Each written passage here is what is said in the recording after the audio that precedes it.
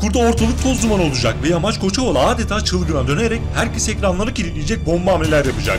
Efsun ve Nehir'in sonu ne olacak? Kurtulabilecekler mi yoksa Yamaç Sena'da yaşadığı acının bir benzerini mi yaşayacak?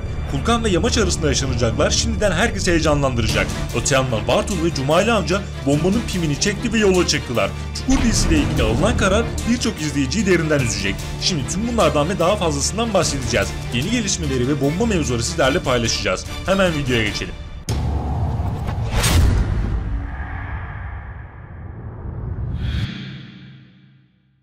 İlk olarak herkesin merak ettiği son sahneyle başlayalım. Senarist yine yapacağını yaptı ve birçok izleyicinin aklını allak bullak etti. Bilmecelerle beyin fırtınası yaptırdı. Bunlar biraz gereksiz olsa da Çukur dizisinin bir farkı. Öncesinde de birçok bilmeceyi ve sırrı çözmüştük. Fakat senarist bu defa durumu biraz daha abartarak hamile olan iki kadını testere filmlerini anımsatan bir düzeneye yerleştirdi. Peki bu dakikadan sonra neler olacak? İlk olarak şunu söyleyelim. Bu zor durumda Yamaç'ın en büyük destekçisi elbette Aliço olacak. Tabi bir de Ferhat var, o da bir diğer şifre çözücümüz. Birinci bilmecenin cevabının 8 ve tiyatro sahnesi, diğerinin ise mezarlık ve mermer fabrikası olduğunu birçoğumuz çözdü. Ve bu anahtar kelimeler Nehir ve Efsun'un bulunduğu mekanla ilgili büyük bir ipucu olacak. Yamaç Sena'da yaşadığı acıyı yeniden yaşamamak için hiç vakit kaybetmeden Aliço'nun da yardımıyla bilmeceleri çözerek harekete geçecek. Bir grup Efsun'u bulmaya, bir grup ise Nehir bulmaya gidecek. İşin sonucunda ise bu tehlikeli olaydan her ikisinin de kurtulması bekleniyor. Evet, önceden de söylediğimiz gibi Nehir veya Efsun'dan biri diziye veda edecek. Fakat bu olayda değil. Zaten ikisi de ölümün simgesi olan portakalı yemedi ve içmedi. Efsun elini alarak temas etti. Nehir ise bölümler önce içmişti ve geçtiğimiz bölümlerde de portakalla aynı karede görüntülenmişti. Fakat bunun acısı ilerleyen bölümlerde çıkacak. Kısacası Nehir ve Efsun'un bu durumdan kurtulması bekleniyor. Zaten hamile iki kadının veya birinin bu şekilde acımasızca öldürülmesi hem fazlasıyla canice olur hem de büyük tepki çeker. Senaristin de böyle hatalı bir senaryo yazacağını sanmıyoruz. Öte yandan dikkat ettiyseniz geçtiğimiz bölümde sık sık bebek ve çocuk sevgisi gösterildi. Aliço'nun Koçovalıların evine getirdiği bebek, yine Aliço'nun mekanına gelen Seher ve iki çocuğu buna bir örnek. Efsun'un kendi kararıyla çocuğu aldırıp aldırmayacağı bilinmez, ancak çocuk sevgisini gösteren bir dizide hamile bir kadının bu şekilde öldürülmesi söz konusu olamaz. Evet, Kulkan böylesine bir hamleyle Yamaç'ı çok zor duruma soktu. Ancak Yamaç da boş durmayacak. Elinde çok büyük kozlar var ve herkese ekranları kilitleyecek hamleler yapacak. Şimdi gelelim olayların iyice karışacağı bomba mevzuya. Yamaç'ın elinde Erdenetlerle ilgili çok büyük iki koz var. Birincisi, istediği zaman Cengiz Erdenet'i kaçırabilir. İçerideki adamları sayesinde bunu zaten rahatlıkla yaptı ve Cengiz'in adeta aklını kaçırmasına sebep oldu. İsterse bunu bir kez daha yapabilir. İkinci koz ise Olga'dan alınan kırmızı defter. Seren Erdenet suçsuz yere Olga'yı öldürdü. Ancak bu şekilde Olga'nın defterdarlığını yaptığı Cengiz'in tüm paralarıyla ilgili bilgilerin yazdığı kırmızı defterin Yamaç'ın eline geçmesini sağladı. Her fırsatta sevdiklerime dokunmayın, zarar vermeyin diyen Yamaç bunun olmadığını görünce deliye dönecek ve Cengiz'i en hassas noktasından, yani para konusunda vuracak.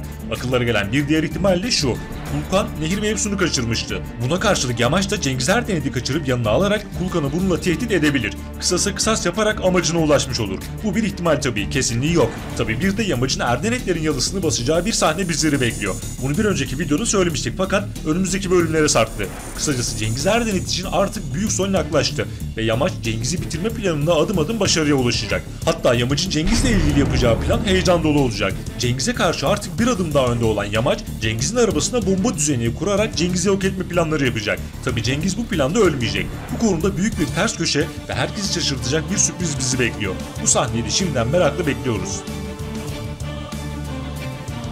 Önümüzdeki bölümlerde yaşanması beklenen 3 bomba senaryo daha var. Birincisi Kulkan ve Yamaç kavgası.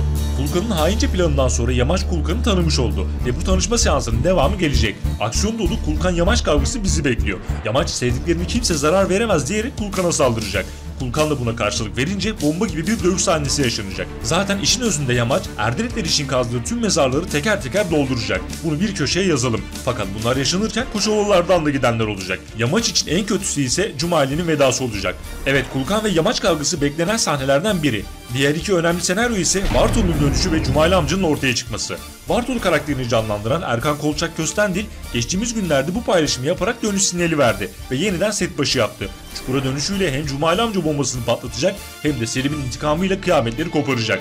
Bartol'un dönüşü ise klasik Bartol karizmasına yakışır bir şekilde olacak. Öte yandan geçtiğimiz bölümde Nedim Yamaç'a müvekkilim Afganistan'da daha fazla kalamaz diyerek artık Cumali amcanın da ortaya çıkacağının net sinyalini verdi. Ayrıca Cumali amcanın gelişiyle beraber Mela'nın sırrı da çözülmüş olacak. Hatta Yamaç ve Cumali amcanın buluşma sahnesi de olacak.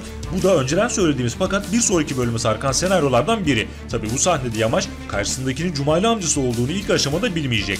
Şimdi gelelim beklenmedik sürpriz mevzuya. Geçtiğimiz bölümde yaşanan sürpriz senaryolardan biri de Yasmin senaryosu oldu. Yasmin, Bartolu ve Cumali amcadan daha önce geldi ve daha ilk dakikadan Akın'ın dikkatini çekti. Bir anda Songül'ü unutan Akın, saçmalama kendine gel dese de Yasmin'den etkilendi ve bu ikilinin birbirini görmesiyle ilk kıvılcım yaşanmış oldu. Fakat bizim Akın'dan beklentimiz babasının ölümünden sonra intikam yolunda tam gaz ilerlemesi ve aşk konularına bulaşmaması yönünde. Bulaşacaksa da bunun Songül'ü olması taraftarıyız. Fakat görünen şu ki Akın ve Yasmin arasında sürpriz mevzular patlak verecek. Bir diğer sevgi kıvılcımı ise Aliço ve Seher arasında yaşandı. Aliço'nun bir anda yeni bir ailesi daha oldu ve Seher'le yaşanacak olan senaryosu sürprizlerle dolu olacak. Fakat yine de Çukur'da aşk konularının çok fazla ön planda olmamasının izleyicilerin büyük bir kısmının tercihi olacağına eminim. Şimdi gelelim Seren Erdenet'in heyecan dolu senaryosuyla beraber Yamaç'ın yüzleşme yaşayacağı o isme. Seren Erdenet için işleri iyice karışıyor. Babasının katili olarak Olga'yı biliyordu fakat son anda acı gerçeği öğrendi. Ancak Süreyya'ya karşı hiçbir şey yapamayacak. Aksi durumda Süreyya, Olga'nın ölümünden ilk sorumlu olarak Seren'i gösterecek. Seren ise bu tehdit ve haince plan karşısında Yamaç'la birlikte hareket etmeyi tercih edecek. Yamaç ise önümüzdeki 2 bölüm içinde Karaca ile bir yüzleşme yaşayacak. Azer konusunu konuşacaklar ve Karaca'ya neden böyle bir şey yaptığını soracak. Karaca ise içindeki tüm gerçekleri anlatınca Yamaç için işlerin gidişatı değişecek. Özellikle Efsun konusunda işler Arap saçına dönecek.